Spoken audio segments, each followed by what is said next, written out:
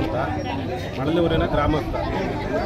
ನಮ್ಮೂರಲ್ಲಿ 35 ವರ್ಷದಂಗೆ ಹಿರಿಯರು ಜಗದೀಶ್ ಅವರು ಹೇಳ್ದಂಗೆ 35 ವರ್ಷದಿಂದ MG ಗೌಡೇಗೌಡರು ಅವರ ಅಧ್ಯಕ್ಷತೆಯಲ್ಲಿ ಊರಿನ ಎಣ್ಣೆನ ಅವತ್ತಿನ ಹೋರಾಟ ಮಾಡಿ ಎಲ್ಲರ ಸಹಕಾರದಿಂದ ಎಣ್ಣೆ ನಿಲ್ಲಿಸಿದ್ರು. ಈ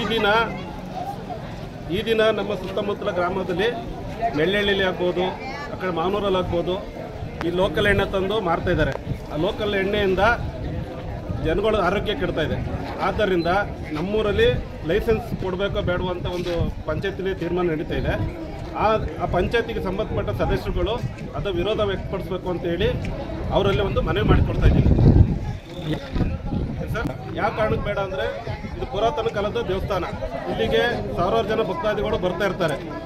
ಇಲ್ಲಿ ಬಂದಂಥ ಭಕ್ತಾದಿಗಳು ಅವರು ಎಣ್ಣೆ ಹೊಡೆದು ಹಿರಿಯರು ಹೇಳ್ದಂಗೆ ಹೆಂಗಸ್ರ ಹತ್ರ ಗಲಾಟೆ ಮಾಡ್ಕೊಂಡು ಪ್ರಸಾದನ್ನು ಸ್ವೀಕರಿಸ್ತಾರೆ, ಗಲಾಟೆ ಮಾಡ್ಕೊಂಡು ವಾಪಸ್ ಹೋಗ್ತಾ ಇದ್ದಾರೆ. ಅವರಿಂದ ನಮ್ಮೂರಲ್ಲೂ ಎಣ್ಣೆ ಓಪನ್ ಮಾಡಿದರೆ ನಮ್ಮೂರವರು ಇಲ್ಲೇ ಎಣ್ಣೆ ಹೊಡೆದು ಇಲ್ಲೇ ಗಲಾಟೆ ಮಾಡ್ಕೊಂಡು ಭಕ್ತಾದಿಗಳಿಗೂ ತೊಂದರೆ ಕೊಡ್ತಾರೆ. ಆದ್ದರಿಂದ ನಮ್ಮೂರಿಗೆ ದಯವಿಟ್ಟು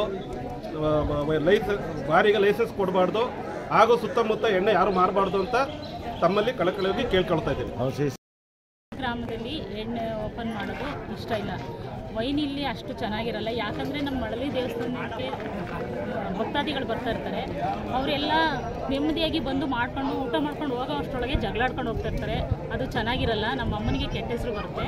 ಆದರೆ ನಮ್ಮ ಮಳಲಿ ಊರಲ್ಲಿ 25 ವರ್ಷದಿಂದನೂ ಎಣ್ಣೆ ಇಲ್ದೇ ನೆಮ್ಮದಿಯಾಗಿದ್ದೀವಿ. ಮತ್ತೆ ಇದನ್ನು ತಂದು ಕೊಡಬೇಡಿ ಅಂತ ನಾನು ನಿಮ್ಮ ಹತ್ರ ಕೇಳ್ಕೊತಾ ಇದ್ದೀನಿ.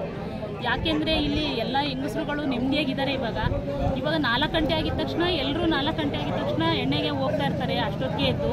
ಅದು ಬೇಡ ಅಂತ ನಮ್ಮ ಅನಿಸಿಕೆ. ಇದಕ್ಕೆ ನಿಮ್ಗೆ ಏನು ಅನಿಸುತ್ತೆ ಅದನ್ನು ಮಾಡಿ.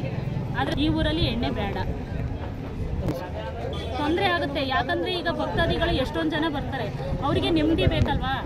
ಈಗ ಈ ಊರಲ್ಲಿ ಗಲಾಟೆಗಳಾಯ್ತಾ ಇದ್ರೆ ಈ ಊರಲ್ಲಿ ಗಲಾಟೆಗಳಾಯ್ತಾ ಇದ್ರೆ ನಮ್ಮ ಮಳಲಿ ಅಮ್ಮನಿಗೆ ಕೆಟ್ಟ ಹೆಸರು ಬರುತ್ತೆ.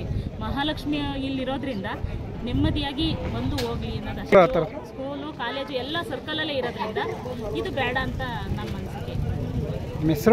ನನ್ನ ಹೆಸರು ಸುಪ್ರಭಾ ಅಂತ, ಸುಪ್ರಭಾ ನಿಂಗರಾಜ್. ಎಣ್ಣೆ ಎಲ್ಲ ನಮ್ಮ ಸರೌಂಡಿಂಗ್ಗೆ ಎಣ್ಣೆ ಬೇಕಿಲ್ಲ ಇಲ್ಲಿ. ಯಾಕೆಂತಂತಂದ್ರೆ ಇದು ಪುರಾತನ ಕಾಲದ ದೇವಸ್ಥಾನ, ಲಕ್ಷ್ಮೀದೇವಿ ದೇವಸ್ಥಾನ. ಇಲ್ಲಿಗೆ ಸಾವಿರಾರು ಜನ ಭಕ್ತಾದಿಗಳು ಬರ್ತಾರೆ.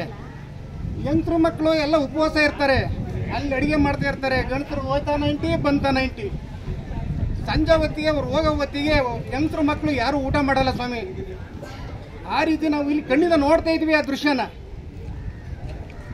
ಅದಕ್ಕಾಗಿ ನಮ್ಮ ಸರೌಂಡಿಂಗ್ಗೆ ಎಣ್ಣೆನೇ ಬರ್ಕೂಡ್ದು ಅಂತ ಅನ್ನೋ ಒಂದು ಮಟ್ಟಕ್ಕೆ ನಾವೆಲ್ಲ ಹೆಂಗಸರು ಮಕ್ಕಳೆಲ್ಲ ಬಂದ್ಬಿಟ್ಟು ಇಲ್ಲಿ ಸ್ಟ್ರೈಕ್ ಮಾಡ್ತಾ ಇದ್ದಾರೆ. ದಯಮಾಡಿ ಇದನ್ನು ತಪ್ಪಿಸ್ಕೊಡಿ. ಸಂಬಂಧಪಟ್ಟ ಅಧಿಕಾರಿಗಳು ಕೂಡ ಇದಕ್ಕೆ ಸಹಕರಿಸಬೇಕು ಅಂತ ಹೇಳ್ಬಿಟ್ಟು ತಮ್ಮಲ್ಲಿ ಮನವಿ ಮಾಡಿಕೊತಾ ಇದ್ದೀನಿ.